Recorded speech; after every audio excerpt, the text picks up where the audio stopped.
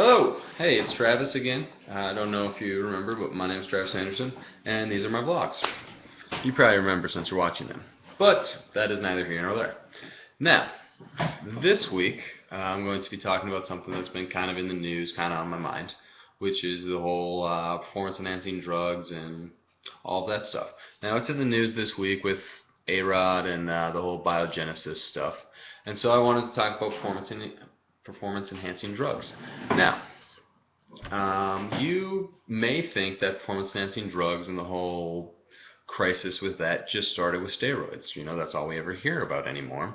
For about the past decade, since the Mitchell Report, is just how performance-enhancing drugs are running rampant in our sports today. Now, not totally accurate because, to give you a little history lesson, performance-enhancing drugs have existed since the dawn of sports. Ever since we started playing sports, players have started using performance-enhancing drugs. This goes all the way back to the ancient Olympics. In the ancient Olympics, what athletes would often do is take magic potions that they thought would help them in their competitions, eat exotic meats, visit the oracle at Delphi to, try to get that one up on their competition. And that actually is one of the reasons that it's believed why athletes competed naked in the ancient Olympics, so that they wouldn't be able to hide anything. Because guess what? The other thing that always happened is people like to cheat. Because athletes are uber competitive and they will do anything to win. One of those things is taking performance-enhancing drugs, cheating, whatever. And the reason that we love to watch these games is that these athletes are so good and so competitive, and they put on an amazing show. And so these athletes, they're less athletes as much as they are something to watch. They're our entertainment. And so they feel compelled to take these performance-enhancing drugs so that they can put on the best show. Now, this show makes millions upon millions of dollars, and so the stakes are higher and higher. Also, our scientific advances has made performance-enhancing drugs an actual thing. Yes, I'm not going to say that these magic potions and herbs and all of that stuff didn't help, but our performance-enhancing drugs of nowadays do a lot more. Now, a lot of people want to even make believe that these performance-enhancing drugs is still just a recent thing, even in modern time. But if you go back, say if you look at a list of all the Olympic Games, every single Olympic Games has someone who has tested positive for some sort of a performance-enhancing drug. In, say, the MLB, we have the whole steroid era, in which, it was commonly believed that a whole crap ton of athletes used steroids. But before that, there was the amphetamine era, in which lots of people used amphetamines. Why? Because it hyper-focused you, and you were able to run faster, jump higher, and what's the other part of that commercial? It doesn't matter. But performance-enhancing drugs have always existed right alongside sports, because when you're putting on that show, you want to be at your best, and so you take these drugs to be at your best. Now, as part of that, when we look at performance-enhancing drugs, we have to look at it from a certain lens. If you go back all the way back to 91, the commissioner of the league at the time, I forget his name, but he sent out a memo to all teams. Hey, just to let you know, the steroids that are illegal for the state, also illegal in our game. If you see your players using them, let us know. Let's take disciplinary action. Now, he was really only doing that so that he was on record saying that, because he didn't really care. Why?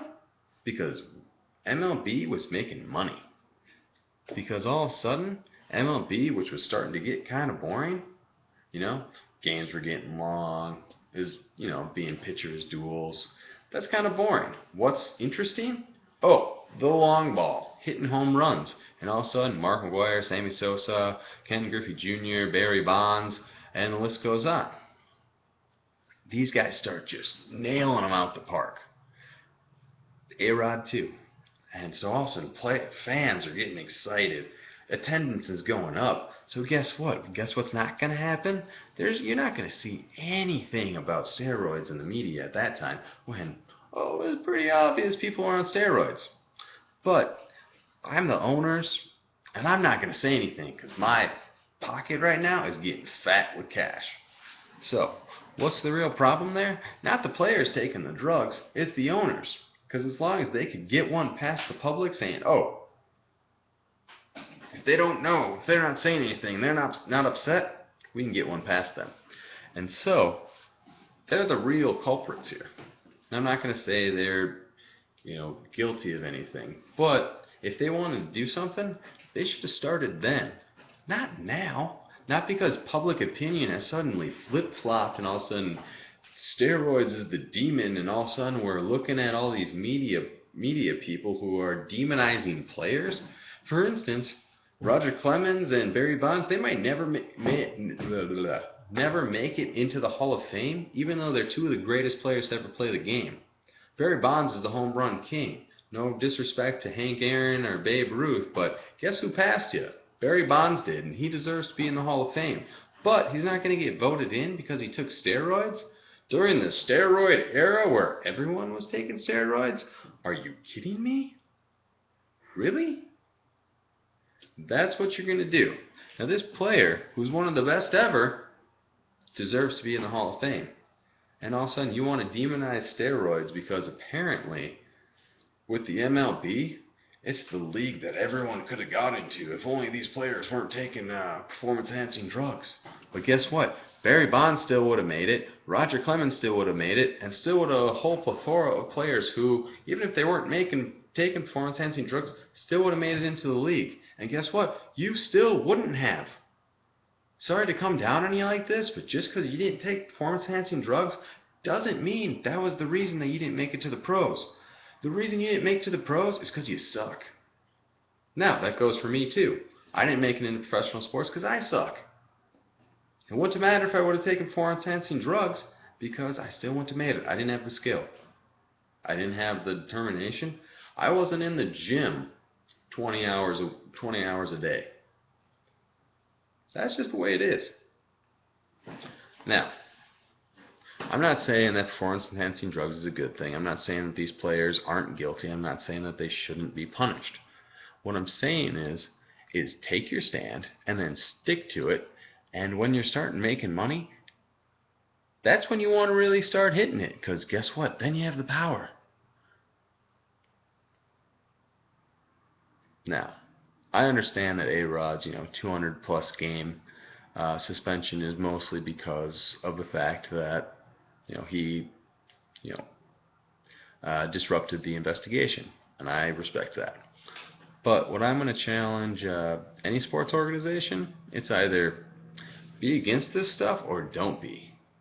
Just because the public opinion is saying it's bad now, because there's been some health findings, that's one thing. But don't take it out on these players who you didn't care about back then. Let these players still hold their titles. Let them still hold everything. Because guess what? They still earn them. And let them go to the Hall of Fame. And by the way, just to kind of throw out a question to you guys, your favorite player in any professional sports, I don't care which one, is injured.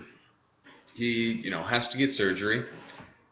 Is it all right for him to take HGH, a drug that is made to help you regrow after an injury, to help rehab? Now, I would much rather have my favorite player taking this HGH while he rehabs. That's just my opinion. I'm not saying I want him to take it when he's healthy, but I would rather see them healthy and kicking. I would rather see them, I've been injured in sports before, and it sucks. It takes a long time to come back, and sometimes you can't. So what I'm going to say is just, what are your opinions there? What are your opinions on everything that I've said? I know today's video is a bit longer than I've kind of stated I want my videos to be, but, it's a big subject. So let me know what you think about steroids and performance-enhancing drugs and everything that I said, if you think the suspensions are fair or not. all that I really have to say about this in conclusion is don't be a hypocrite. If you think performance-enhancing drugs are bad, be hard on them. But don't be hard on them just because public opinion is that way and you're having trouble making money if you don't prosecute. Be hard from the beginning, and we won't be seeing this problem. Okay, thank you. Thanks for tuning in. Once again, I'm Travis. Leave a comment below. Thanks for stopping by. Stay classy.